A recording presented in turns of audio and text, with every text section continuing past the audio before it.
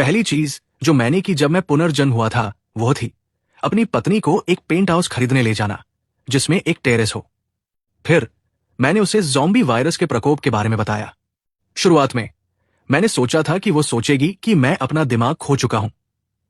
किसने सोचा होगा कि उसकी अगली कार्रवाई मुझे स्तब्ध छोड़ देगी। ऐसा लगता है कि मैंने पहले ही इस प्रलय सर्वाइवल गेम को जीत लिया है। इसे खरीदो, मेरी पत्नी की सुनो, पेंट हाउस खरीदो। एक सेकंड में अपनी पत्नी के साथ कॉन्डो में कौन सी मंजिल खरीदनी है इस बारे में गर्म बहस कर रहा था। अगले सेकंड मैं उसके सामने अपने घुटनों पर गिर गया। उस पल मैं कांप रहा था, उस भारी भावना को नियंत्रित करने में असमर्थ। मेरी पत्नी यूएनक्यू वापस आ गई थी। वो पल जब उसे गिरा दिया गया और ज़ॉम्बीज द्वारा निगल लिया गया था, एक ऐसी चीज है जिसे मैं अभी भी भूल नहीं सकता। एक दुस्वप्न। शुरुआत में यह बस खबर थी। हमारे बगल के एक शहर में एक रेबीज रोगी अस्पताल से भाग गया और कई राहगीरों को काट लिया। बाहर जाना अब सुरक्षित नहीं था। कभी भी फिर से हम किस तरह के युग में रह रहे थे जहां किसी को कुत्ते द्वारा काटे जाने पर वैक्सीन नहीं मिलता। लेकिन 3 दिन से कम में सब कुछ नियंत्रण से बाहर हो गया। एस सिटी में मामले आसमान छू गए। संबंधित वीडियो ऑनलाइन घूमने लगे, लेकिन उन्हें जल्दी ही सेंसर कर दिया गया और हटा दिया गया। हेलो शॉलिन, यहां की स्थिति बिल्कुल भी अच्छी नहीं है। बहुत से संक्रमित लोग दिखाई दिए हैं और सरकार ने एयरपोर्ट, ट्रेन स्टेशन और हाईवे बंद कर दिए हैं। तुम्हें जाकर खाना स्टॉक करना चाहिए। क्या सब कुछ पहले ही बंद है? क्या तुम वहां सुरक्षित हो? मैं कैसे जानूंगा कि मैं सुरक्षित हूं? मैं अभी घर में छिपा हूं, बाहर जाने की हिम्मत नहीं कर रहा। मेरी बात सुनो, जल्दी से सामान स्टॉक करो। उसके तुरंत बाद संक्रमित लोगों के पैदल चलने वालों पर हमला करने के वीडियो की बाढ़ सोशल मीडिया पर आ गई। तस्वीरें बेहद खून से भरी थी। सुपरमार्केट और फार्मेसी तुरंत भर गए। हर कोई चीजें पागलों की तरह पकड़ रहा था। जल्दी, वहां कुछ इंस्टेंट नूडल्स बचे हैं। पानी और बोतलें पानी की पकड़ो। नमक, सोया सॉस, हमें ये मसाले भी लेने हैं। शेल्फ पहले ही खाली है। चलो कहीं और देखते हैं। हर जगह लोगों का समुंदर था। शेल्फ पर मौजूद उत्पाद लूट लिए गए थे। हम केवल कुछ इंस्टेंट नूडल्स और कुछ बड़ी बोतलें मिनरल वाटर की ही ले पाए। तब तक नहीं था कि सरकार ने एक देर से बयान जारी किया। यह घटना एक छोटे स्तर का प्रकोप है। कृपया घबराओ मत। अफवाहों पर विश्वास मत करो या उन्हें फैलाओ मत। व्यवस्था और सामान्य जीवन बनाए रखो। लेकिन सिर्फ एक दिन बाद महामारी फट पड़ी। पहले कुछ दिनों में सरकार अभी भी लोगों से घर में रहने के लिए कह रही थी। उसके बाद सभी संचार खो गए। बस ऐसे ही यूएनक्यू और मैं 1 महीने तक उस खाने पर जीवित रहे जो हम हासिल कर पाए थे, जब तक कि चावल का आखिरी दाना खत्म नहीं हो गया। घर में खाने के लिए सच में कुछ भी नहीं बचा था। यहां तक कि नूडल्स का आखिरी पैक भी खत्म हो गया था। क्या अगर हम बाहर जाकर कुछ खाना ढूंढे? अगर हम भूखे ही रहे, हम मर जाएंगे। लेकिन बाहर ज़ॉम्बीज से भरा हुआ है। बाहर जाना आत्महत्या है। क्या तुम्हारे पास कोई बेहतर विचार है? फिर भूख से मरने से बेहतर है जोखिम लेना। बहस करने के बाद हमने बाहर जाकर खाना ढूंढने का फैसला किया। लेकिन हम मुश्किल से बाहर कदम रख पाए थे जब हम ज़ॉम्बीज के एक झुंड से टकरा गए। यूएनक्यू और मैं एक के बाद एक उनका शिकार बन गए। ये अब 21 जनवरी 2035 है। ज़ॉम्बी प्रकोप तक 10 दिन बचे हैं। डी ट्रांसफर केवल 3 दिन लेता है। चलो अभी कागजी कार्रवाई करने चलते हैं। हनी, आज तुम्हें क्या हो गया है? कल हम लगभग पेंट हाउस के बारे में बहस पर तलाक लेने वाले थे। तुम अचानक क्यों मान रही हो? मुझे पता था कि मैं इसे छुपा नहीं सकता। कुछ चीजें हैं जो मुझे तुम्हें बतानी है। मैं कार में बैठ गया, एक गंभीर चेहरे के साथ। मैंने उसे अपने पुनर्जन्म और ज़ॉम्बी प्रकोप के बारे में सब कुछ बताया, जिसमें हमारे पिछले जीवन का दुखद अंत भी शामिल था। क्या तुम्हें बुखार नहीं है? आज अप्रैल फूल्स डे है। मैं तुमसे झूठ नहीं बोल रहा हूं। यह सच है। हमारे पिछले जीवन में हम ज़ॉम्बी से घिरे हुए मर गए क्योंकि हमने तैयारी नहीं की और भूख के कारण हमें खाने के लिए बाहर जाना पड़ा। उस निगले जाने के दर्द को मैं अभी भी याद करता हूं। हनी, तुम कहां जा रही हो? मैंने अभी देखा कि रियल एस्टेट एजेंट कह रहा है कि बगल वाला अपार्टमेंट किराए पर है। हमें उसे किराए पर लेना होगा। उस तरह पूरा रूफटॉप प्लस पेंट हाउस हमारा होगा। मैं फिर से मरना नहीं चाहता। यह बहुत दर्द देता है। तुम मुझ पर विश्वास करती हो? मैं और क्या कर सकता हूं? इमारत में एक टॉवर संरचना है। हर एलिवेटर पर 2 अपार्टमेंट। अगर हम सामने वाले को किराए पर ले सकते हैं तो हमारे पास एक बहुत बड़ा स्वतंत्र स्पेस होगा। और सुरक्षा बहुत ज्यादा बढ़ जाएगी। ये बढ़ेगी। हो गया। अपार्टमेंट एजेंसी द्वारा मैनेज किया जाता है। 1 महीने का डिपॉजिट और 1 महीने का किराया पहले से। बस इतना है कि जिस तरह वे मुझे देख रहे थे, ऐसा था जैसे उन्होंने बहुत पैसे वाले एक बेवकूफ को देखा हो। तुम्हारा दिमाग सच में तेज है। सही। हमें अपने माता पिता को कॉल करना है। उन्हें कहो कि जल्दी आए। हेलो, ये डैड है। क्या हुआ? मैं मिस्टर युवन के साथ शतरंज खेल रहा हूं। ये बूढ़ा चीटर। मैंने पहले ही उसका रुख ले लिया और अब वो इसे वापस चाहता है। डैड, भले ही जो मैं तुम्हें बताने वाला हूं वो अविश्वसनीय लगता है, तुम्हें मुझ पर विश्वास करना होगा।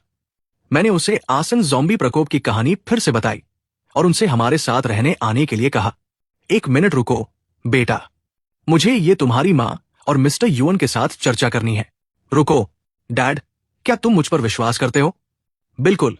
अगर मैं अपने ही बेटे पर विश्वास नहीं करता तो मैं किस पर विश्वास करूंगा? इसके अलावा ये बूढ़ा आदमी वेब नॉवेल्स पढ़ते हुए बड़ा हुआ है। रुको, एक पल में मैं तुम्हें वापस कॉल करूंगा। मैंने स्पीकर ऑन रखा था। मेरे पिता के शब्दों ने युवन क्यू और मुझे एक दूसरे की ओर हैरानी में देखने पर मजबूर कर दिया। हम दोनों साथ में बड़े हुए। हम बचपन के प्रेमी थे। हम बैंक्स रेजिडेंशियल कॉम्प्लेक्स में रहते थे। हमारे माता पिता सहकर्मी थे। कॉलेज के बाद हमने एस सिटी में काम करने आने का चुनाव किया, जबकि हमारे माता पिता हमारे होम टाउन डब्ल्यू सिटी में रहे। हम चारों ने पहले ही इस पर चर्चा कर ली है। हम डब्ल्यू सिटी में रहेंगे। समय बहुत कम है और ये ल्यूनर न्यू ईयर के पीक ट्रैवल सीजन के साथ भी मेल खाता है। हर जगह ट्रैफिक है, लेकिन डैड, वहां रहना बहुत खतरनाक है। क्या बात है? क्या ये लड़का सोचता है कि हम बूढ़े हैं और कुछ नहीं कर सकते? उल्लेख करने की बात नहीं। तुम्हारे पिता ने सैकड़ों प्रलय नॉवेल्स पढ़े हैं और दर्जनों आपदा मूवीज देखी है। मेरा सर्वाइवल अनुभव तुमसे बहुत ज्यादा समृद्ध है। सोचो, हमारी 80 के दशक की पीढ़ी ने सब कुछ क्या झेला है। नौजवान, जीवन अनुभव बहुत महत्वपूर्ण है। सही है लड़के, तुम्हारा सबसे महत्वपूर्ण मिशन हमारी बेटी का ख्याल रखना है। क्या तुम्हें अभी भी याद है मिडिल स्कूल में जब तुमने उसके बैग में एक मेंढक रखा था और मैंने तुम्हें 3 ब्लॉक्स तक पीछा किया था? अब मैं समझ गया। कृपया अपना अच्छे से ख्याल रखो और सुरक्षित रहो। चलो कामों को बांटते हैं।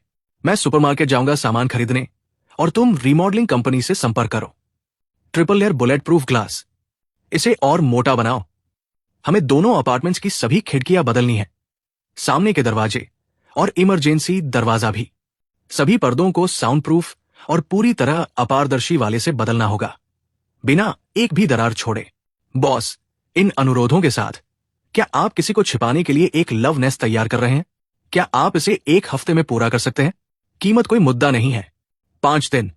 मैं इसे 5 दिन में गारंटी देता हूं। 50,000 एडवांस पेमेंट के रूप में। क्या आप अभी काम शुरू कर सकते हैं? 50,000 एडवांस पेमेंट? मैं इसे अभी आपको ट्रांसफर कर दूंगा। आपको गुणवत्ता और सुरक्षा की गारंटी देनी होगी। मेरे 50,000 एडवांस पेमेंट प्राप्त करने के बाद बॉस ने मुझे बड़ी मुस्कान के साथ कंपनी से बाहर तक छोड़ा। फिर मैं एक और कंपनी गया। मैं 5 बड़े सोलर पैनल्स ऑर्डर करना चाहता हूं। क्या आप उन्हें 3 दिन में इंस्टॉल करने आ सकते हैं? उन्हें रूफटॉप पर जाना है। कोई समस्या नहीं, वे 3 दिन में इंस्टॉल हो जाएंगे। इस अपार्टमेंट को खरीदने से पहले युवन क्यू और मैं एक किराए के घर में रहते थे। क्योंकि बगल वाला घर पूरी तरह फर्निश्ड था, हमने सहमति की कि जब युवन क्यू काम खत्म करेगी हम सीधे वहीं मिलेंगे। हेलो, क्या मैं सुपरमार्केट वेयरहाउस से बात कर रहा हूं? मैं अपनी कंपनी की ओर से साल के अंत की पार्टी और न्यू ईयर के प्रोडक्ट्स के लिए एक ऑर्डर देना चाहता हूं। सही है, मात्रा काफी बड़ी है। क्या आप कल दोपहर से डिलीवरी शुरू कर सकते हैं?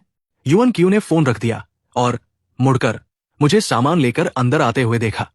अपने हाथ धो और पहले खाओ, फिर हम प्रावधान सूची की समीक्षा करेंगे। तुम्हें क्या हो गया? अचानक मुझे लगा कुछ सही नहीं था। वो खाना नहीं बना सकती। उसने केवल एक बार कोशिश की थी, 2 साल पहले, ल्यूनर न्यू ईयर के 1 दिन पहले। परिणाम था कि हमने न्यू ईयर इमरजेंसी रूम में बिताया। New year. आज मेरी मां ने मुझे वैंग गैंग का एक वीडियो भेजा और मैंने एक फिश डिश बनाना सीखा। थोड़ी देर में से ट्राई करो, ठीक है? ओह, वैसे तुम्हारे डैड ने भी तुम्हें कुछ भेजा है। वो कहता है कि तुम उसे जवाब नहीं दे रहे हो। मैं पूरी दोपहर व्यस्त था और अपना फोन नहीं देखा। जब मैंने अपने फादर का वेचैट खोला, मैंने 99 से ज्यादा मैसेज देखे। वे सभी वीडियो और फाइल्स थे। Train to Busan, world war Z, यहां तक कि वीडियो प्रीव्यू में तुम एक विदेशी को एक मोटे कीड़े को काटते हुए देख सकते थे जिसमें तरल छिटक रहा था, और साथ ही एक गंजा आदमी एक कुचला हुआ चूहा पकड़े हुए अजीब हंसी छोड़ रहा था। उन्हें ध्यान से देखो, उनसे सीखो। अपने पिछले जीवन में इतनी दुखद मृत्यु के बाद मुझे इस जीवन में इसकी भरपाई करनी है। मैं बस बैठकर कुछ नहीं कर सकता। कल मुझे मॉल जाना है कुछ वाटर प्यूरिफायर्स खरीदने। ये मछली थोड़ी नमकीन है, केवल तुम ही ऐसा कहोगे। चेक करो कि हमें कुछ और चाहिए या नहीं। मैं उन्हें थोड़ी देर में कॉल करूंगा ताकि इसे तैयार कराया जा सके। मैंने पहले ही एक कॉपी हमारे माता पिता को भेज दी है। उन्होंने कहा कि वे इसका विश्लेषण करेंगे और हमें कुछ सुझाव देंगे। सूची में लगभग सब कुछ है जो हम सोच सकते थे। यूएनक्यू ने पहले ही लगभग सब कुछ ऑर्डर कर दिया था। कल हमें अप्लायंस स्टोर जाना है कुछ फ्रीजर्स ऑर्डर करने। मुझे नहीं पता ये ठंड कितनी देर तक चलेगी। हम ताजी मछली और मांस खरीदेंगे फ्रीज करने के लिए। केवल डिब्बाबंद खाना खाने में बहुत ज्यादा प्रिजर्वेटिव्स होते हैं। मुझे डर है कि ज़ॉम्बी बनने से पहले मैं एक मम्मी बन जाऊंगा। ठीक है, 3 और बड़े फ्रीजर्स ऑर्डर करो। हाँ, उन्हें सबको साथ में कल डिलीवर कराया जाए। और दवाइयां भी। वो थोड़ा मुश्किल है, तुम एक बार में ज्यादा नहीं खरीद सकते। हमें इन दिनों कई फार्मेसी में जाना होगा, हर बार थोड़ा थोड़ा खरीदना होगा। मुख्य रूप से एंटी इन्फ्लेमेटरी, एंटी डायरियल और पेन किलर्स। सच्चाई ये है, घर पर यूएनक्यू हमेशा सब कुछ संभालती है। अगर मुझे इन चीजों को व्यवस्थित करना होता, मुझे डर है कि मुझे यह भी नहीं पता होता कि क्या खरीदना है। मैं सूची की समीक्षा जारी रखने वाला था जब मेरी मां ने अचानक कॉल किया। बेटा, हमने पहले ही तुम्हारी शॉपिंग सूची की समीक्षा कर ली है। कुछ सूखी चीजें जोड़ो जैसे शीटेक मशरूम और सूखे बांस के शूट्स। उन्हें कमरे के तापमान पर स्टोर किया जा सकता है। इसके अलावा तुम फल को नहीं भूल सकते। डिब्बाबंद फल में बहुत ज्यादा शुगर और प्रिजर्वेटिव्स होते हैं, लेकिन ताजे फल ज्यादा समय तक नहीं चलते। सेब भी 1 महीने तक खराब हुए बिना नहीं रहेंगे। अगर तुम्हें डर है कि फल खराब हो जाएगा, तुम उसे डिहाइड्रेट कर सकते हो। मैंने पहले ही तरीका यूएनक्यू को वेचैट पर भेज दिया है। थोड़ी देर में इसे देखना। मैंने देखा यूएनक्यू का एक्सप्रेशन जब वो अपने फोन को देख रही थी थोड़ा अजीब था। जब मैंने कॉल खत्म की और देखा, मैंने देखा वो मेरी मां द्वारा भेजे गए फल सुखाने के ट्यूटोरियल को पढ़ रही थी। ट्यूटोरियल गंभीर था, उसमें कोई गलती नहीं थी, लेकिन ट्यूटोरियल का टाइटल था हैमस्टर्स के लिए रोजाना फल स्नैक्स कैसे बनाएं। उस पल ज़ॉम्बी प्रकोप तक 9 दिन बचे थे। रीमॉडलिंग कंपनी के वर्कर्स भी साइट में प्रवेश करना शुरू कर चुके थे। पैसा सच में एक शक्तिशाली चीज है। एक अपार्टमेंट के लिए जो 100 वर्ग मीटर से ज्यादा है, वे 7 या 8 वर्कर्स लाए जो हाथ में स्लेजहैमर लेकर सब कुछ तोड़ना शुरू कर दिए। अरे बॉस, मैं देख रहा हूं वे 2 लोग बुलेट प्रूफ ग्लास और सिक्योरिटी बार्स इंस्टॉल कर रहे हैं। ये एक मूवी के पैनिक रूम जैसा लग रहा है। वे दोनों क्या काम करते हैं? सही है, हम स्पेशल एजेंट्स हैं। क्या हम उस हिस्से जैसे नहीं दिखते? किसने हमें पेंट हाउस खरीदने को कहा? मेरे हस्बैंड को ऊंचाई से डर लगता है और बहुत असुरक्षित महसूस होता है। इतना ऊपर होने पर उसे लगता है कि वो हर दिन गिर जाएगा। साथ ही वो रात में चोरों के घुसने की चिंता करता है। इसलिए हमने एक बार में सब कुछ इंस्टॉल करने का फैसला किया ताकि आराम रहे। ये कहना होगा, रीमॉडलिंग की आवाज तुम्हारी खोपड़ी को सुनकर देती है। वैसे भी हमारे पास घर में कुछ भी कीमती नहीं था। यूएनक्यू और मैंने बाहर जाकर और सामान खरीदने का फैसला किया। जैसे ही हम पहले फ्लोर पर एलिवेटर से उतरे, हमने किसी को हमें बुलाते हुए सुना। यंग लेडी, यंग मैन, क्या तुम अभी अभी शिफ्ट हुए हो? ऊपर की रिमॉडलिंग तुम्हारी जगह पर है, सही? Mrs Jiang. मैंने उसे पहचान लिया। वो पहले फ्लोर की मिसेस जियांग थी। वो अपने 12 साल के पोते के साथ रहती थी। अपने पिछले जीवन में प्रकोप के पहले चरण के दौरान यूएनक्यू और मुझे उनसे बहुत मदद मिली थी। एकमात्र गर्म खाना जो हमें मिला था वो वही था जो मिसेस जियांग ने तैयार किया था, और मेरे नेफ्यू ने हमें ड्रोन के साथ चीजें भेजी। लेकिन हमने सिग्नल और कम्युनिकेशन खो दिया। आंटी, हम घर को रीमॉडल कर रहे हैं। क्या हमने आपके आराम में बाधा डाली? माफ कीजिए। नहीं, नहीं, बिल्कुल नहीं। चिंता मत करो। बस मैंने देखा कि तुम दोनों अभी अभी शिफ्ट हुए हो, और क्योंकि मैं नीचे आई, मैं रुककर हेलो कहना चाहती थी। अगर तुम्हें भविष्य में कुछ चाहिए, मुझे ढूंढने में हिचकिचाना मत। धन्यवाद। आंटी, आंटी, लगभग न्यू ईयर है। आपको और खाना स्टॉक करना चाहिए। जल्द ही चीजें खरीदना आसान नहीं होगा। अगर आपको कुछ उठाने में मदद चाहिए, मुझे कॉल करना और मैं आ जाऊंगा। मैं बस किसी को वो बता सकता हूं। मेरा मतलब था कि दुनिया का अंत आ रहा है। हर कोई मेरी पत्नी जैसा नहीं है जो मुझ पर बिना शर्त भरोसा करती है। मैं केवल कह सकता हूं कि मैंने उन्हें चेतावनी देने की पूरी कोशिश की। हेलो, क्या आपके पास बुखार के लिए कोई दवा है? मेरे हस्बैंड जल रहे हैं। अस्पताल इतना भरा हुआ है कि हम अंदर नहीं जा सके, और वो लंबे समय से ऐसे ही है। देखिए, 39.7 डिग्री। ठीक है, एक बॉक्स आइब्यूप्रोफेन और एक आमोक्सिसिलिन। दवा के साथ कार में लौटने पर यूएनक्यू ने तुरंत मेरे चेहरे पर बर्फ रखी। मैं ठीक हूं। तुम्हारा एक मीठी मिर्च है। ये बहुत ज्यादा तीखी नहीं है। ये ट्रिक काम करती है। हम इसे अगली फार्मेसी पर फिर इस्तेमाल करेंगे।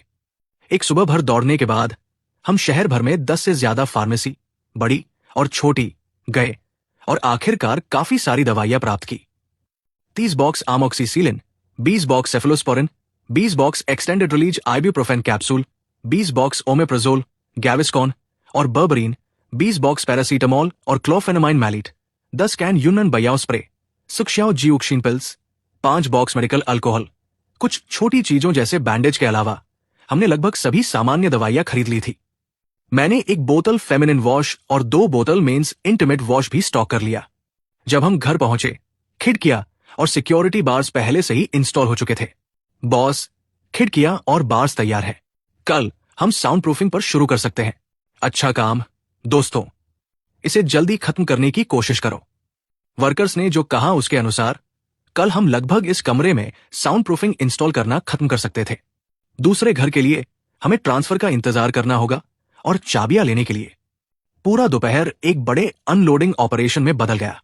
सुपरमार्केट का सामान गेस्ट बेडरूम को भर दिया और 2 829 लीटर के रेफ्रिजरेटर और जो 3 दरवाजे वाला हमने ऑर्डर किया था उसने लिविंग रूम का आधा हिस्सा घेर लिया। मां, देखो, हमने पूरे 1 साल का सामान खरीद लिया है। हे भगवान, क्या तुम लोग एक छोटी दुकान खोल रहे हो? और तभी मेरी मां ने हमें वीडियो कॉल किया। वीडियो में मेरे पिता और यूएनक्यू के पिता गंदे चेहरों के साथ बालकनी ठीक कर रहे थे। बेटी, देखो ये बूढ़ी जोड़ी क्या कर रही है। मारियों की तरह कपड़े पहने हुए तुम सोचोगे कि वे प्रोफेशनल ईंट लगाने वाले हैं, लेकिन जो ईंटें उन्होंने लगाई वे सभी टेढ़ी थी, जैसे कि इमेज धुंधली हो। कुछ दिनों में जब सीमेंट सूख जाएगा हम कुछ सब्जियां लगा सकते हैं। बुरा नहीं। चेंताओ, धत तेरे की, तुमने पिंजरा ठीक से बंद है या नहीं ये चेक किए बिना मुर्गियां कैसे खरीद ली? अगले सेकंड मैंने एक अंडा उड़ते हुए देखा और मेरी सास के सिर पर फूट गया। प्रकोप से 4 दिन पहले दोनों घरों के लिए सुरक्षा, मजबूती और इमरजेंसी एग्जिट दरवाजे का बदलाव तैयार था। साउंड प्रूफिंग भी। उन्हें बालकनी ठीक करते हुए देखना हमें एक आइडिया दे गया। कौन जानता है ये कब खत्म होगा? तो रूफटॉप को खाली छोड़ने के बजाय हम बेहतर सब्जियों के बीज खरीदे लगाने के लिए। जब मौसम थोड़ा गर्म होगा हम सब्जियों के साथ आत्मनिर्भर हो सकते हैं। अरे मास्टर्स, क्या आप मेरे लिए छत पर एक प्लांटर बना सकते हैं? मैं आपको अतिरिक्त 5,000 युआन दूंगा। कोई समस्या नहीं, ये आसान है। ये एक दोपहर में हो जाएगा। ये कोई बड़ी बात नहीं है। इसके अलावा ये उनके लिए अतिरिक्त काम था। उन्हें इसे कंस्ट्रक्शन बॉस के साथ शेयर नहीं करना था, इसलिए उन्होंने बहुत उत्साह के साथ काम किया। एक दोपहर से कम में उन्होंने प्लांटर खत्म कर दिया और उन्होंने मुझे 1 दर्जन मिट्टी के बैग ऊपर ले जाने में भी मदद की, कहते हुए कि ये फूलों के लिए परफेक्ट है। उस दोपहर मेरी पत्नी कई पैकेज लेकर आई। वे सब्जियों और फूलों के बीज थे जो उसने ऑनलाइन ऑर्डर किए थे। गुलाब के बीज क्यों खरीदना? क्या तुम वैंग गैंग की नकल करने की कोशिश कर रही हो? और फूल केक बनाना? ये लगभग वैलेंटाइन डे है और फिर मई 20 और साथ ही QIXI फेस्टिवल, मेरा जन्मदिन, हमारी एनिवर्सरी। क्या क्या तुमने सोचा कि दुनिया के अंत की वजह से तुम गिफ्ट देने से बच जाओगे? हनी, मैं ये बीज तुम्हें सौंप रही हूं। ओह, और अगर तुम मुझे केवल फूल दोगे मैं उससे बोर हो जाऊंगी। बाकी इस पर निर्भर करेगा कि तुम कैसे व्यवहार करते हो। वायरस प्रकोप से 1 दिन पहले मैं घर पर रहा आखिरी तैयारियां खत्म करते हुए। हमारे पास लगभग सभी सामान था। मैंने एक आखिरी चेक किया और कुछ और चीजें खरीदी। घर और फ्रीजर्स को भर दिया। रेफ्रिजरेटर फटने की कगार पर थे। सिर्फ एहतियात के लिए मैंने नीचे की दुकान से कुछ लंबे हैंडल वाले फ्रूट नाइफ खरीदे और कपड़े सुखाने के लिए 2 बांस के डंडे भी, और उन्हें रस्सियों से बांधकर कुछ अस्थायी भाले बना दिए। मैंने इस्तीफा प्रक्रिया पूरी की। मैं ऑफिस से अपनी चीजें ले आया। ये क्या है? ये वो सामान है जो हमने ऑनलाइन ऑर्डर किया था। क्या हमने ये सब पहले ही प्राप्त नहीं कर लिया? मेरे पिता ने उन्हें भेजा। वो कहते हैं कि वे मेरी मां से हैं। वॉकी टॉकी जो उसने बैंक वॉल्ट में इस्तेमाल किए थे, उनका सिग्नल अच्छा है और लंबी रेंज है। शायद हमें किसी बिंदु पर उनकी जरूरत पड़े। और ये एक रेडियो है। वो कहते हैं कि ये मेरे परदादा का था। उसने इसका इस्तेमाल स्टॉक मार्केट फॉलो करने के लिए किया था। ये ज़ॉम्बी प्रकोप के बाद उपयोगी हो सकता है। रात के खाने के बाद युएन क्यू और मैं बालकनी पर रात देखने के लिए कुछ कुर्सियां बाहर ले गए। केवल एक और रात बची है। कल से शुरू होकर ऐसे शांत पल अब नहीं होंगे। इन दिनों मैं उस नॉवेल को फिर से पढ़ रहा हूं जो तुम्हारे पिता ने फैमिली ग्रुप चैट में भेजा था। क्या होगा अगर तुम्हारा पुनर्जन्म दुनिया को बदल दे? Butterfly effect. शायद ज़ॉम्बीज और वायरस कभी दिखाई ही न दे। वो शानदार होगा। लेकिन हम उस सारे खाने के साथ क्या करेंगे जो हमने स्टोर किया है? हम एक छोटी दुकान खोलेंगे। तुम मालिक बनो, मैं मालिक बनूंगा। अब काम क्यों करें? मैं कॉर्पोरेट गुलाम बनने से तंग आ चुका हूं। कोई बटरफ्लाई इफेक्ट नहीं था। पुनर्जन्म होकर भी मैं दुनिया की किस्मत को नहीं बदल सका। क्या ज़ॉम्बी प्रलय फिर भी हुआ? प्रकोप के दिन एक रेबीज रोगी के भागने और लोगों को काटने का वीडियो हर जगह वायरल हो गया। इस वीडियो को देखो। ये उतना सरल नहीं है जितना लगता है। सामान स्टॉक करो और बाहर मत जाओ। दोस्त, क्या तुम बहुत ज्यादा साइंस फिक्शन मूवीज देख रहे हो? आराम करो। क्या तुम कोई नॉवेल लिख रहे हो या कुछ? ये एक अच्छा विषय है। जब तुम इसे प्रकाशित करो तो मुझे बताना। जब तक चीजें नियंत्रण से बाहर नहीं होने लगी, जब तक हमारे शहर में ज़ॉम्बी वायरस प्रकट नहीं हुआ। और एक दिन बाद हमारे रेजिडेंशियल कॉम्प्लेक्स में युएन क्यू ने पहला प्रकोप देखा। इसी तरह ज़ॉम्बीज यहां पहुंचे। हमारी खिड़की सीधे गार्ड हाउस की ओर थी। वहां वो क्या है? ज़ॉम्बीज ने गार्ड को गिरा दिया और कुछ दिल दहला देने वाली चीखों के बाद वो झुंड द्वारा निकल लिया गया। आवाज मत करो, जल्दी। चीखें, गालियां और ज़ॉम्बी हड्डियों की अजीब आवाजें रुक नहीं रही थी। नेबरहुड चैट में अफरातफरी थी। मदद। लेकिन ये आखिर है क्या? मैं अपने घर में छिपा हूं। मैं बाहर जाने की हिम्मत नहीं कर रहा। मैंने अभी मैनेजमेंट के एक्साइओ जियांग को देखा। उसके चेहरे का आधा हिस्सा गायब था। वो हर जगह खून बहा रहा था, लेकिन वो अभी भी चल रहा था। हम क्या करें? मेरा हस्बैंड आज सुबह काम पर गया था और अब वो फोन नहीं उठा रहा। सामाजिक व्यवस्था ढह रही थी। हनी, ये प्रकोप कब खत्म होगा? सब कुछ ठीक हो जाएगा। हम सब ठीक हो जाएंगे। हमारा परिवार इससे निकल जाएगा। प्रिय नागरिकों, कृपया घबराएं नहीं। विश्वास करें कि सरकार के पास इस आपातकाल को संभालने की क्षमता है। सरकार को थोड़ा समय दे। सरकार निश्चित रूप से अपने नागरिकों के जीवन और संपत्ति की रक्षा करेगी। वायरस के प्रकट होने के 5वें दिन, प्रकोप के तीसरे दिन, अफवाहों को नकारने वाला सरकारी बयान आखिरकार एक चेतावनी बन गया। अचानक सभी टेलीविजन चैनलों ने यह संदेश दिखाना शुरू कर दिया। ये फोन पर भी आ गया। सरकारी मदद जल्द नहीं पहुंचेगी। पड़ोसी एस सिटी से अब कोई खबर नहीं है। देखो, जो लेट्यूस मैंने लगाया था वो पहले ही अंकुरित हो गया है। तुम बता सकते हो कि यह सर्दी की ठंड को अच्छी तरह सहन करता है। तुम्हारा क्या? क्या वे अभी तक अंकुरित नहीं हुए? हमारे बीज अभी भी पर्यावरण के अनुकूल हो रहे हैं। बेकार। 80 के दशक की पीढ़ी असली सर्वाइवल एक्सपर्ट्स है।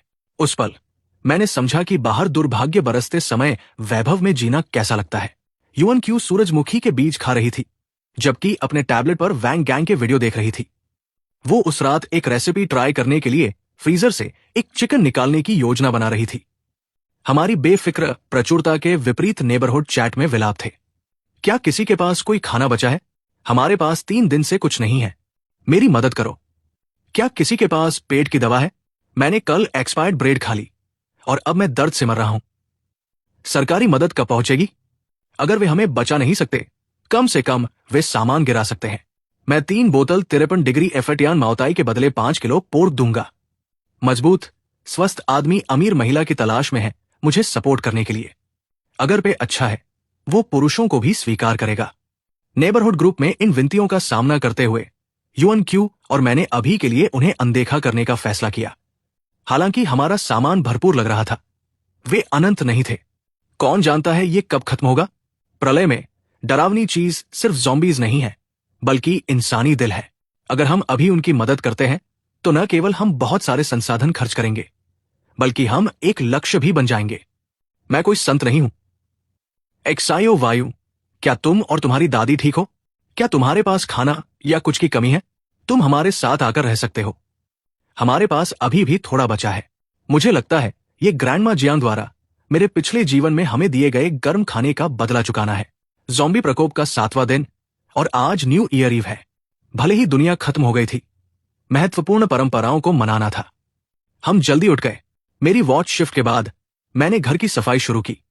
मैंने लालटेन टांगे और कपलेट्स लगाए और फू कैरेक्टर लगाया ताकि एक फेस्टिव माहौल बनाया जा सके। इस बीच युएन क्यू किचन में व्यस्त थी न्यू ईयर ईव डिनर तैयार करने में। वैंग गैंग का ब्रेस्ट चिकन इतना कठिन नहीं लगता। मैं इसे आज रात बनाऊंगी। अभ्यास के साथ युएन क्यू की कुकिंग स्किल्स काफी बेहतर हो गई थी। हालांकि वो मुश्किल से चीजें पका पाती थी। ये पहले से बहुत बेहतर था, जब सब कुछ बहुत ज्यादा नमकीन निकलता था। उसने शाम तक कड़ी मेहनत की और एक 5 कोर्स डिनर, एक दावत तैयार करने में कामयाब रही। और ये क्या है? Charcoal chicken.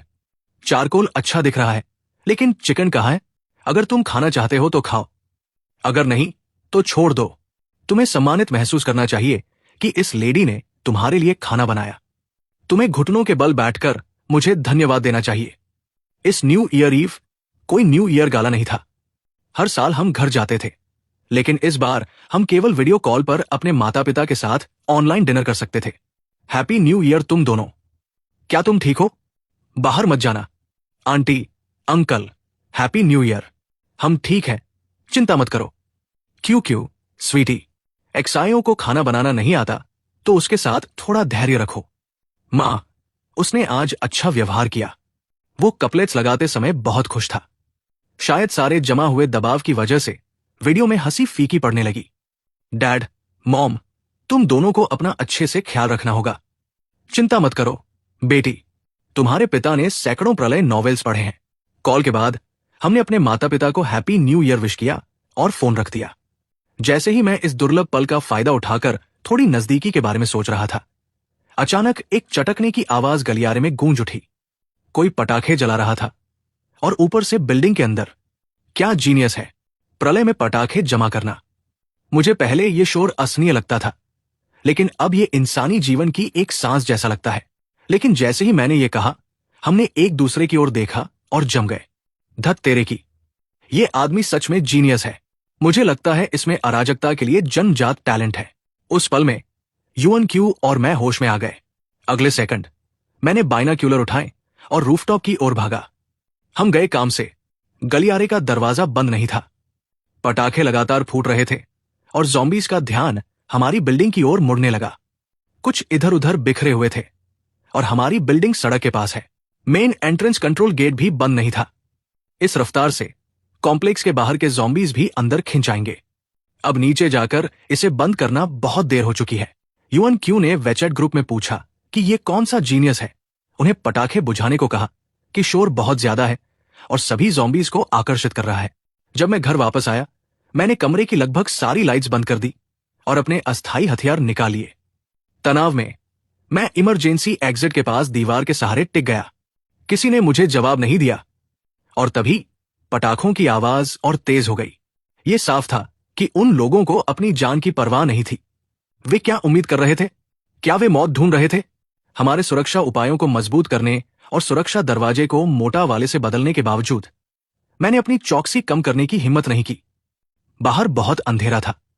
तुम ये नहीं देख सकते थे कि कोई ज़ॉम्बी अंदर घुस आया है या नहीं। हम केवल इंतजार कर सकते थे। लगभग 5 या 6 मिनट बाद गलियारे में पटाखे आखिरकार रुक गए। उस पल युएन क्यू और मैंने चुपचाप राहत की सांस ली। अपने पिछले जीवन में मैं कैसे याद नहीं रख पाया कि नीचे ऐसा कोई जीनियस था। और जैसे ही हमने अपनी चौकसी कम की, कमरे में वापस जाने के लिए तैयार हुए, नीचे से एक महिला की चीख गूंज उठी। इसके बाद गलियारे से एक आदमी की डरी हुई चीख आई। तुमने क्या बेवकूफी भरा आइडिया निकाला? धत तेरे की, पटाखे जलाना बस रहने दो। चेन यान को पहले ही काट लिया गया है। चलो इमरजेंसी एग्जिट से चलते हैं। ऊपर भागो, आवाज से भागो। वहां जरूर 2 लोग थे और उनका फ्लोर हमारे से ज्यादा दूर नहीं हो सकता था। उस पल में हमारी नसें फिर से तंग गई। वो जोड़ी एक आपदा थी। यहां ज़ॉम्बीज और उनका ऐसे चिल्लाना। थोड़ी देर बाद मैंने उनके कदमों की आवाज सुनी और उनके पीछे अन्य पैरों की घिसटने की आवाज और अजीब धीमी गुर्राहट। हमने ऐसा क्या किया था कि हमारी बिल्डिंग में ऐसे जीनियस की जोड़ी मिली? अगर केवल 1 या 2 ज़ॉम्बी होते शायद, लेकिन सिर्फ आवाज से तुम अंदाजा लगा सकते थे कि कम से कम 7, 8 या यहां तक कि 10 ज़ॉम्बीज बिल्डिंग में प्रवेश कर चुके थे। ये कुछ ऐसा था जिसे हम दोनों संभाल नहीं सकते थे। सावधान रहो, किसी भी हालत में दरवाजा मत खोलना। तुम क्या कर रहे हो? मैं मुड़ा और जम गया जब मैंने देखा कि युअन क्यू क्या कर रही थी। उसने न जाने कहां से पानी की एक बोतल निकाली। उसके मुंह में उसने कपड़े का एक टुकड़ा ठूंस रखा था और उसके दूसरे हाथ में उसके पास पहले से एक लाइटर था। शशा, अपनी आवाज धीमी रखो। हमें दिखाना है कि इस फ्लोर पर कोई नहीं है। ये एक इमरजेंसी के लिए है। मैंने इसे मूवीज से सीखा है। अगर ये काम नहीं करता तो भाड़ में जाए। हम उन्हें सबको जला देंगे। उस पल इमरजेंसी एग्जिट में कदमों की आवाज और पास आती जा रही थी। मैंने पहले ही दरवाजा लॉक कर दिया था और जो भाला मैंने बनाया था वो उसकी ओर तना हुआ था। क्या कोई है वहां? क्या तुम दरवाजा खोल सकते हो? ज़ॉम्बीज आ रहे हैं, हमारी मदद करो। मेरे पास पैसा है, हमारे पास बहुत पैसा है, प्लीज। आधे मिनट से भी कम समय बीता। दरवाजे पर पीटना लगातार था। बाहर की आवाज निराशाजनक लग रही थी। युअन क्यू और मैं एक दूसरे को देखते रहे, बिना हिले। जल्दबाजी में दरवाजा खोलना केवल हमारी अपनी मौत का मतलब होता। समय सेकंड दर सेकंड गुजरता गया जब तक मैंने ज़ॉम्बीज की आवाज और एक आदमी की चीख नहीं सुनी। तुरंत उसके बाद दूसरी। जब नाखून दरवाजे को खरोंच रहे थे, आवाज असहनीय रूप से तेज थी। फिर मैंने ज़ॉम्बीज को मांस खाते हुए सुना। हम उन्हें बचा नहीं सके। ज़ॉम्बी वायरस प्रकोप का 8वां दिन। युअन क्यू और मैंने पूरी रात सुना जब तक कि आसमान थोड़ा उजाला होने नहीं लगा और बाहर सन्नाटा छा गया। उस पल हम कमरे में वापस लौट आए। तभी मैंने वो ड्रोन निकाला जो मैंने खरीदा था। मैंने उसे बाहर उड़ाया। इमरजेंसी एग्जिट में एक खिड़की थी, गलियारे की स्थिति देखने के लिए परफेक्ट। जब ड्रोन की इमेज आई, 2 प्रलय जीने के बावजूद मेरे सामने का दृश्य मुझे भयभीत कर गया। हर जगह ताजा खून और मांस के टुकड़े। एक आदमी का शरीर जिसका आधा सिर गायब था रेलिंग पर अटका हुआ था। हमारे फ्लोर पर और नीचे वाले पर 3 ज़ॉम्बीज बिना किसी उद्देश्य के घूम रहे थे। एक हमारे दरवाजे के ठीक सामने था। हालांकि वे ज्यादा नहीं थे, हमारे लिए वे लगातार खतरा थे।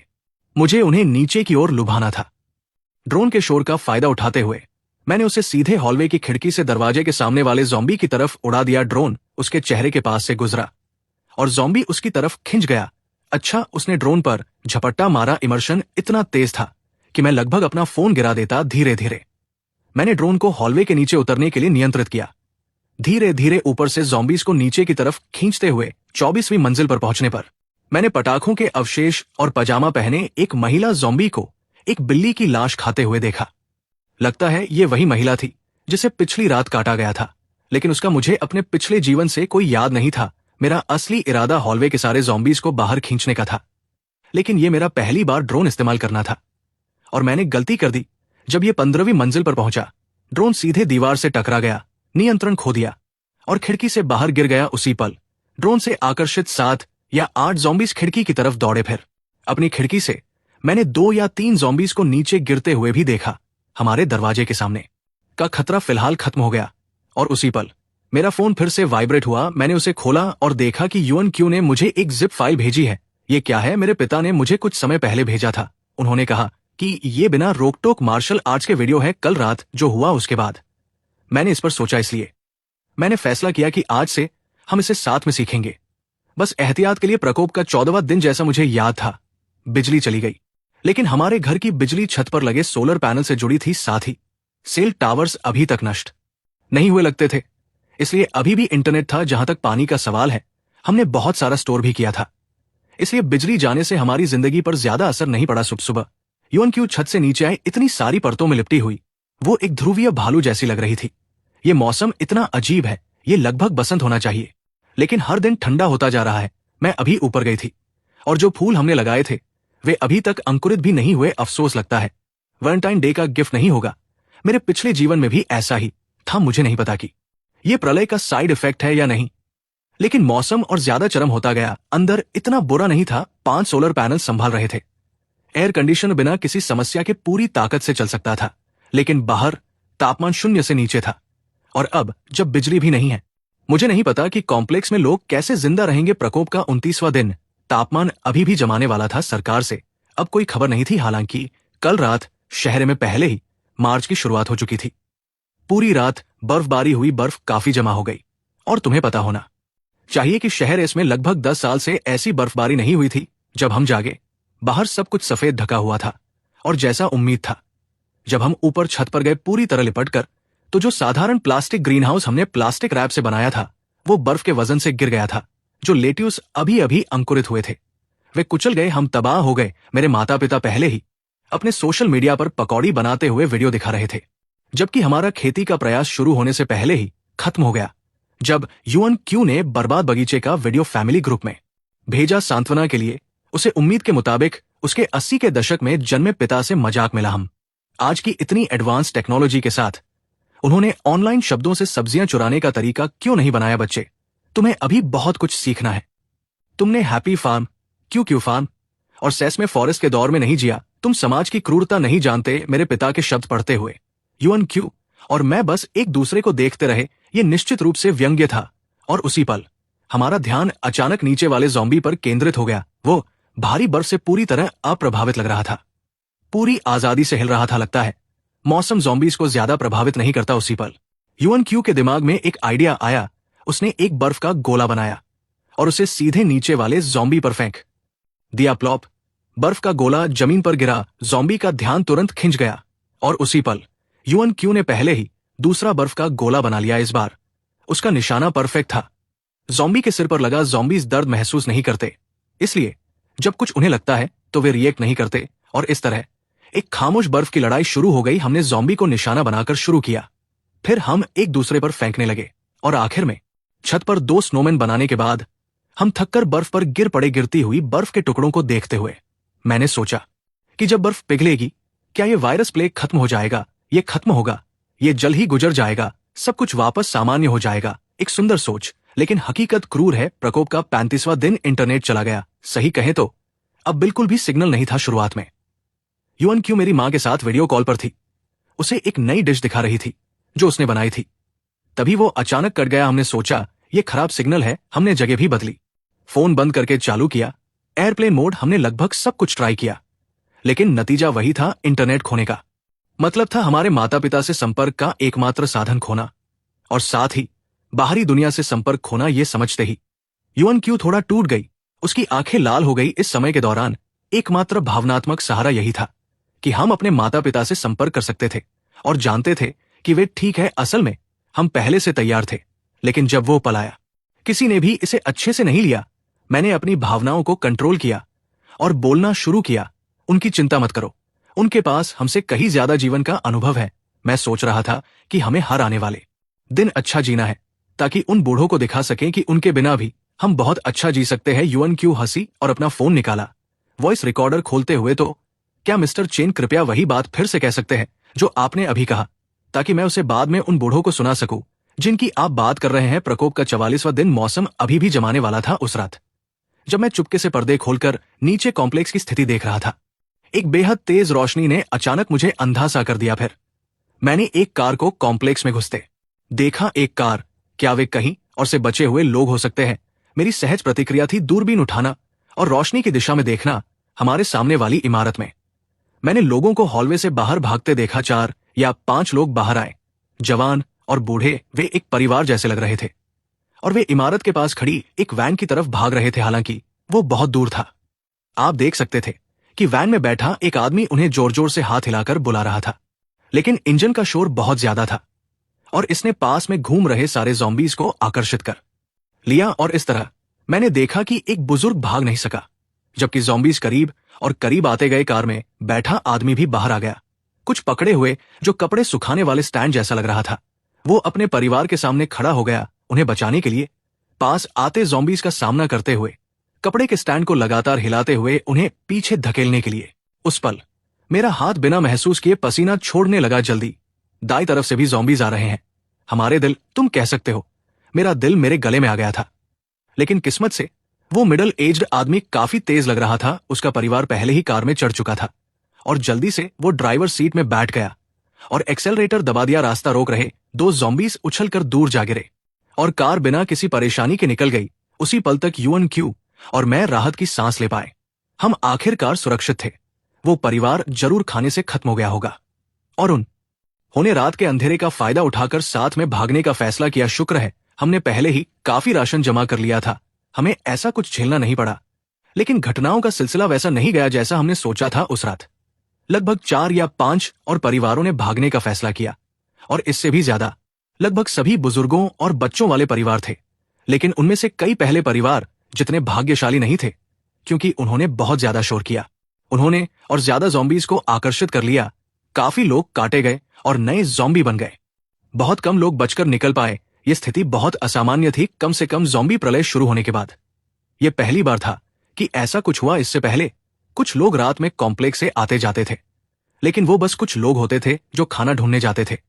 लेकिन इतने सारे लोग एक साथ और इतना शोर करना साफ तौर पर सामान्य नहीं था, जैसे उन्होंने इसे कोऑर्डिनेट किया हो। वे क्या कर रहे थे? क्या उन्हें किसी तरह की खबर मिली थी उस पल? मुझे अभी भी शक था। मैं बहुत ज्यादा संदिग्ध था, लेकिन कोशिश करने में कुछ खोने वाला नहीं था। इसलिए मैंने उस डिवाइस के साथ छेड़छाड़ शुरू की। आधे घंटे से ज्यादा के बाद मैंने आखिरकार इसे चालू करना सीख लिया। सरकार की एक टूटी फूटी आवाज सच में रेडियो से आ रही थी। फिर आवाज और साफ होती गई। ध्यान दें नागरिकों, दोस्तों, यह सरकार की एक आपातकालीन घोषणा है। शहर के गंभीर विनाश के कारण इसे खाली कर दिया गया है।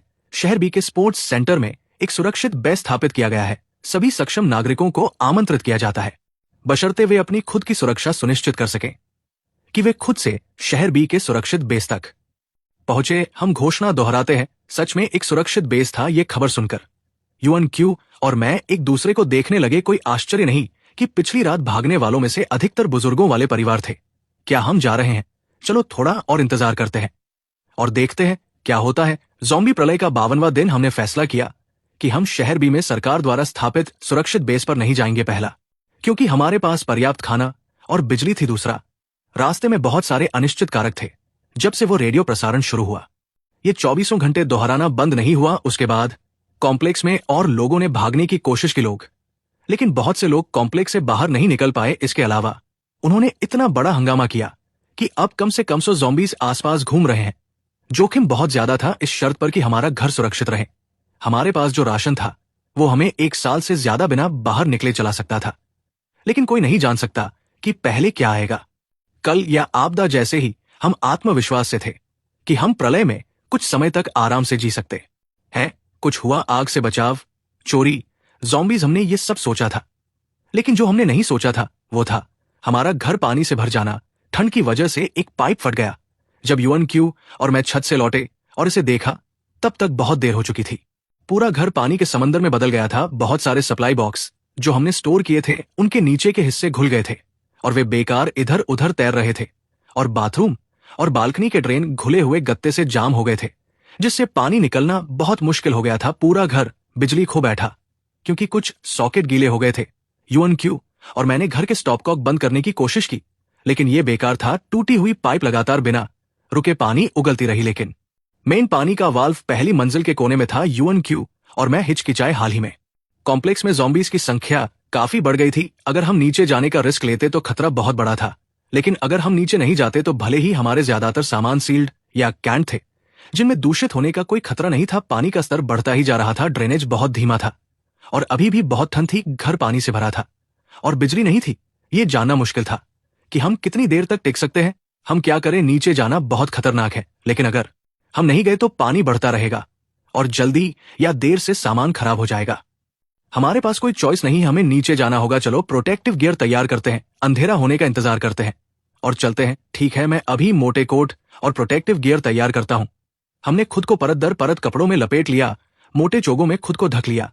अपने कपड़ों के ऊपर हमने कई परत गत्ता और टेप लपेटा। अपनी गर्दन के आसपास हमने दोनों तरफ 2 ट्रैवल पिलो टांगे, जिन्हें टेप से बांधा। हमने एक पुराना इलेक्ट्रिक स्कूटर हेलमेट भी निकाला और पहन लिया। हालांकि हम बेढंगे दिख रहे थे और हिलना मुश्किल था, लेकिन शुक्र है कि ये ज़ॉम्बीज अभी तक नॉवेल या फिल्मों जैसे विकसित नहीं हुए थे। अभी के लिए उनकी मूवमेंट अभी भी काफी धीमी थी। रात हो गई जब हमने दरवाजे पर का मलबा साफ किया और इमरजेंसी एग्जिट खोला। उसी पल खून की भारी धातु जैसी बदबू हमसे टकराई। उस आदमी का आधा शरीर अभी भी हॉलवे में फंसा था। ये बदबू, डरो मत, मैं आगे जाऊंगा। तुम्हें प्रोटेक्ट करने के लिए बस मेरे कदमों के पीछे आना। क्योंकि कोई रोशनी नहीं थी, पूरा हॉलवे अंधेरे में था। और क्योंकि ज़ॉम्बीज रोशनी की तरफ आकर्षित होते हैं, हम सिर्फ खिड़कियों से आती थोर इसी रात की रोशनी के सहारे धीरे धीरे नीचे जा सकते थे। शुरू में सब ठीक था। मैंने पहले ही ड्रोन से ऊपर की मंजिलों से कुछ ज़ॉम्बीज नीचे लुभा दिए थे, इसलिए काफी सुरक्षित था। लेकिन 15वीं मंजिल से नीचे हमें आवाजें सुनाई देने लगी, ज़ॉम्बीज की कराहें, और उनके कदमों की आवाज। ऐसा लग रहा था कि उनकी संख्या काफी है। इसने हमें और धीरे चलने पर मजबूर किया, सांस रोके हुए। लेकिन जब हम 12वीं मंजिल पर पहुंचे, हम रुक गए। हमने सोचा था कि इमरजेंसी दरवाजे बंद होंगे और हॉलवे में ज्यादा ज़ॉम्बीज नहीं होंगे, लेकिन हॉलवे के एक कोने में 7 या 8 ज़ॉम्बीज इकट्ठे थे, जो हमारा एकमात्र रास्ता रोक रहे थे। थोड़ा पीछे हटो, मुझे कुछ सोचने दो। मेरी पलक लगातार फड़क रही थी। उसी समय मैंने अपना मोबाइल निकाला, जो मैं साथ लाया था। पास के एक दरवाजे को धीरे से खोला, फोन में म्यूजिक चलाया और उसे सीधे हॉलवे में फेंक दिया। तेज म्यूजिक ने तुरंत सारे ज़ॉम्बीज का ध्यान खींच लिया। चलो UNQ, और हमने सांस रोकी और दीवार से चिपककर तेजी से नीचे बढ़े। लेकिन हमने मुश्किल से कुछ कदम ही लिए थे कि मुझे लगा मैंने किसी फिसलन भरी चीज पर कदम रख दिया। नीचे देखा तो एहसास हुआ कि मैंने एक ऐसे ज़ॉम्बी पर पैर रख दिया था जिसका सिर्फ आधा शरीर बचा था, और उसने एक हाथ से UNQ की टखने को पकड़ लिया था। फिर मैं फिसल गया और हम दोनों सीढ़ियों से लुढ़क गए। जो टॉर्च मैं लिए था वो गिर गई और चालू हो गई। पूरा गलियारा अचानक रोशनी से भर गया। उसी पल साफ था कि ज़ॉम्बी मुझे देख चुके थे। छिपना बेकार था। उस पल मैं केवल जल्दी से UNQ को उठाकर नीचे भाग सकता था, जैसे कल नहीं है। नीचे के फ्लोर के ज़ॉम्बी भी हमारे शोर से खिंच गए। उनकी सीढ़ियों पर चढ़ती हुई कदमों की आवाज साफ सुनाई दे रही थी। मैंने अपना बनाया हुआ बांस का हथियार उठाया। खुद की रक्षा के लिए ऊपर से ज़ॉम्बी लगातार नीचे आ रहे थे। UNQ उस जीवन और मौत के पल में एक असाधारण लड़ने की ताकत दिखाते हुए एक पल में 3 या 4 ज़ॉम्बी गिरा दिए। हम आखिरकार गलियारे से बाहर निकल गए, लेकिन पीछे मुड़कर ज़ॉम्बियों की भीड़ को हमारा पीछा करते देख हमें पता था कि उस घर में हम अब वापस नहीं जा सकते। देखो जल्दी। जिस दिशा में मैंने इशारा किया वहां एक छोटी दुकान थी, जिसका दरवाजा आधा खुला था। दुकान बड़ी नहीं थी। मैंने टॉर्च अंदर डाली। वहां कोई इंसान या ज़ॉम्बी नहीं दिख रहा था, लेकिन मेरे पास ठीक से जांचने का समय नहीं था। UNQ और मैं जल्दी से दुकान की तरफ भागे, और फिर हमने कांच का दरवाजा बंद कर दिया। मैंने अपने हाथ में पकड़ी बांस की छड़ी से दरवाजे को अटका दिया। अचानक जोर की आवाज आई, जैसे कुछ गिरा हो, और फिर UNQ चीखी। दुकान के अंदर एक ज़ॉम्बी था। उसने UNQ को गिरा दिया। उसके शरीर का आकार उसे पूरी तरह दबा रहा था। तुम मेरी पत्नी को छूने की हिम्मत करते हो? मरना चाहते हो क्या? उस पल मैंने कुछ और नहीं सोचा। मैं दौड़ा और ज़ॉम्बी को जमीन पर पटक दिया। फिर मैं उसके ऊपर बैठ गया, उसके सिर को निशाना बनाकर मारना शुरू किया। 1 बार, 2 बार, मुझे गिनती नहीं रही कितनी बार किया, जब तक ज़ॉम्बी हिलना बंद नहीं कर दिया। ये पहली बार था जब मैंने किसी को मारा था। हम दुकान के एक कोने में सिमट गए। हनी, ये सब मेरी गलती है। क्या तुम्हें लगता है हम यहां मर जाएंगे? अशुभ मत बोलो, बकवास मत करो। तुम्हारा पति कोई ऐसा है जो पुनर्जन्म ले चुका है। हमने दुकान को खंगाला और पाया कि कोई पीछे का रास्ता नहीं था। कांच का दरवाजा ही बाहर जाने का एकमात्र रास्ता था, और बाहर वे पहले ही इकट्ठा हो चुके थे। दर्जनों ज़ॉम्बी दरवाजे को पागलों की तरह धक्का दे रहे थे। हालांकि हमारा सुरक्षात्मक गियर पहले के हमले को रोक चुका था और हम घायल नहीं हुए थे, लेकिन कांच का दरवाजा ज्यादा देर नहीं टिकेगा। हमने 10 मिनट भी आराम नहीं किया था कि एक दरार के साथ कांच टूटने लगा। उसी पल मैं कूदकर खड़ा हुआ। UNQ को अपने पीछे करते हुए अपने पिछले जीवन में मैं उसकी रक्षा नहीं कर पाया था, इसलिए इस जीवन में सब कुछ दांव पर लगाने की बारी मेरी थी। और जैसे ही मैं मरने के लिए तैयार हुआ, अचानक कमरे में एक आवाज गूंजी, हेलो बेटी, तुम कहाँ हो? तुम घर पर क्यों नहीं हो? आवाज उसके बैग से आ रही थी। हाय पापा, हम कॉम्प्लेक्स की छोटी दुकान में ज़ॉम्बियों से घिरे हुए हैं। मत डर बेटी, तुम्हारे पापा और तुम्हारे अंकल चेन तुम्हें बचाने आ रहे हैं। उस दिन मैंने 2 बूढ़े आदमियों का अविश्वसनीय हौसला देखा। दुकान के बाहर पहले कार का हॉर्न बजा, जिसने तुरंत सभी ज़ॉम्बियों का ध्यान खींच लिया। फिर मैंने एक ऐसा दृश्य देखा जिसे मैं आज तक नहीं भूल सकता। मेरे पिता एक मॉडिफाइड पिकअप ट्रक चला रहे थे, जबकि UNQ के पिता पीछे खड़े थे, घर पर बनाई गई चेनमेल आर्मर पहने हुए। उनके हाथ में UNQ के पिता एक ऐसा हथियार पकड़े थे जो सुअर के बाल जलाने वाले ब्लोटॉर्च जैसा दिखता था। जब मेरे पिता ने हॉर्न बजाकर सभी ज़ॉम्बियों को गाड़ी के पास खींच लिया, तब मेरे ससुर ने गैस टैंक का सेफ्टी वाल्व खोल दिया। उसी पल एक विशाल आग की लपट फूटी जो सीधे ज़ॉम्बियों की तरफ चली गई। हाँ, तुम सोचते हो कि मैंने इतने सालों तक CF का ज़ॉम्बी मोड बेकार में खेला है। अगले ही सेकंड पिकअप ट्रक तेजी से निकल पड़ा, ज़ॉम्बियों को आगे की ओर खींचते हुए। उस रात पूरा कॉम्प्लेक्स भुने हुए मांस की गंध से भर गया। ज़ॉम्बी अपोकलिप्स का 54वां दिन हमारा घर आखिरकार सामान्य में लौट आया। मेरे पिता और ससुर ने टूटी हुई पाइप को ठीक किया। इस बीच मेरी माँ और सास ने बाढ़ वाले कमरे को साफ करने में हमारी मदद शुरू की। बिजली भी वापस आ गई। माँ, आप लोग क्यों आए? क्या ये आपके पिता की वजह से नहीं था? उन्होंने महसूस किया कि नेटवर्क बंद था और वे आपसे संपर्क नहीं कर पा रहे थे, इसलिए वे चिंतित हो गए। अच्छा हुआ वे समय पर पहुंच गए, नहीं तो कौन जानता है क्या हो जाता। डरने की क्या बात है, ज्यादा से ज्यादा बस फिर से पुनर्जन्म होगा। डब्ल्यू एर्चिंग के पास दादी जी जड़ा है। बस इतना है कि उसकी समझ बहुत खराब है। वो पहले ही एक बार पुनर्जन्म हो चुका था और लगभग खुद को मरवा ही लिया था। पापा, क्या आप मुझे बेनकाब करना बंद कर सकते हैं? ज़ॉम्बी वायरस के प्रकोप का 87वां दिन। मौसम आखिरकार सुधारने लगा। ये अजीब ठंडी लहर अप्रैल तक चली। सड़क के किनारे के कई पेड़ ठंड से मर गए। यूएन क्यू मेरी माँ और सास के साथ छत पर एक साधारण ग्रीन हाउस लगा रही थी। कुछ सब्जियां उगाने की योजना बना रही थी। इस दौरान हर दिन मूली और आलू खाते हुए अब मैं मुश्किल से सहन कर पा रहा हूं। हम आखिरकार फिर से लगाना शुरू कर सकते हैं। जब सब्जियां उगेंगी मैं सबके लिए सलाद बनाऊंगी और भूख मिटाने के लिए सब्जियां भूनूंगी। इस बीच मैं अपने परिवार के 2 बुजुर्गों के पीछे चल रहा था, पूरी तरह से सुसज्जित। हमारे दरवाजे के पास वाले हॉलवे को साफ करने की तैयारी कर रहा था। गर्म मौसम के साथ हॉलवे में अभी भी ज़ॉम्बी और उनके द्वारा फाड़े गए शव और मांस के टुकड़े थे जो सड़ने लगे थे। अगर इसे समय पर साफ नहीं किया गया तो ये आसानी से बैक्टीरिया पैदा कर सकता है और एक महामारी का कारण बन सकता है। बस इतना है कि ये दोनों बुजुर्ग मुझे थोड़ा कम आंकते थे। मेरे ससुर आगे थे, एक छोटा गैस टैंक उठाए हुए, जबकि मेरे पिता पीछे से कवर कर रहे थे उस भाले के साथ जो मैंने बनाया था, और मैं मेरे हाथों में एक स्प्रे बोतल में अल्कोहल लिए हुए जहां भी जाता था स्प्रे कर रहा था, इस बहाने के तहत कि मुझे सबसे महत्वपूर्ण काम सौंपा गया है। मुझे बता रहे थे कि संगठन की उम्मीदों को निराश मत करना रे लड़के, उस एरोसोल से अच्छे से स्प्रे करो, कोई भी बैक्टीरिया पीछे मत छोड़ना। स्प्रे वाला तुम्हारा काम सबसे महत्वपूर्ण है, ढिलाई मत करना, मुझे पता है। पापा, अंकल यूएन, मैं आपको भरोसा दिलाता हूं, मैं बहुत ध्यान से स्प्रे करूंगा। ज़ॉम्बी वायरस के प्रकोप के बाद से 135वां दिन। हमारे घर में एक नया सदस्य है, एक सुनहरी बिल्ली। मुझे नहीं पता ये कैसे इतने सारे ज़ॉम्बियों की घेराबंदी से बचकर हमारी छत पर आ गई। जब हमने इसे छत पर पाया, ये बिल्ली मेरी माँ द्वारा सुखाने के लिए रखी गई सूखी मछली चुरा रही थी। उसका दुबला शरीर एक ऐसी मछली को घसीट रहा था जो उसके आकार से 2 या 3 गुना बड़ी थी। सौभाग्य से मेरी प्रतिक्रिया तेज थी और मैंने सूखी मछली उठा ली, लेकिन बिल्ली ने छोड़ा नहीं। वो बस मछली से लटकी रही तो मैं उसे घर ले आया। मैंने सोचा ये सिर्फ एक आवारा बिल्ली है और अंदर आने के बाद जल्द ही चली जाएगी, लेकिन जब मेरी माँ को ये इतनी दयनीय लगी, उसने इसे एक सॉसेज दिया और नतीजतन ये हमारे साथ रहने के लिए रुक गई। ये आक्रामक नहीं है, परेशानी नहीं करती, फर्नीचर नहीं चबाती, ये तुम्हें इसे सहलाने, पकड़ने और चूमने देती है। एक लाड़ प्यार भरी जिंदगी जीती है, एक बेशर्म जिंदगी। सौभाग्य से ऐसा नहीं लगता कि इसे बिल्डिंग 3 के ज़ॉम्बियों से कोई नुकसान हुआ है।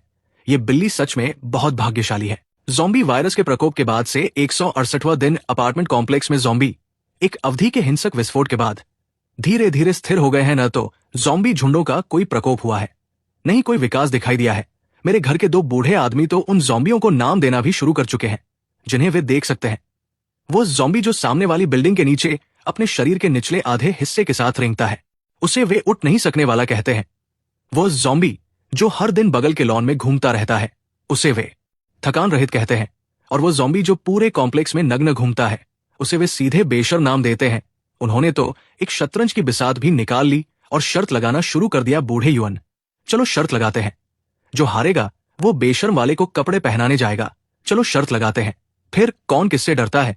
मुझे पता है मैं जीतूंगा। सौभाग्य से मेरी माँ और मेरी सास ने दोनों बूढ़ों के घमंड को एक साथ दबा दिया। उस दोपहर यूएन क्यू और मैं छत पर दाओजो को अपनी बाहों में लिए टहल रहे थे। अचानक एक भन भनाने की आवाज मेरे कानों में गूंजी। ये कैसी आवाज है? तुरंत बाद ड्रोन का एक झुंड मेरी आंखों के सामने प्रकट हुआ।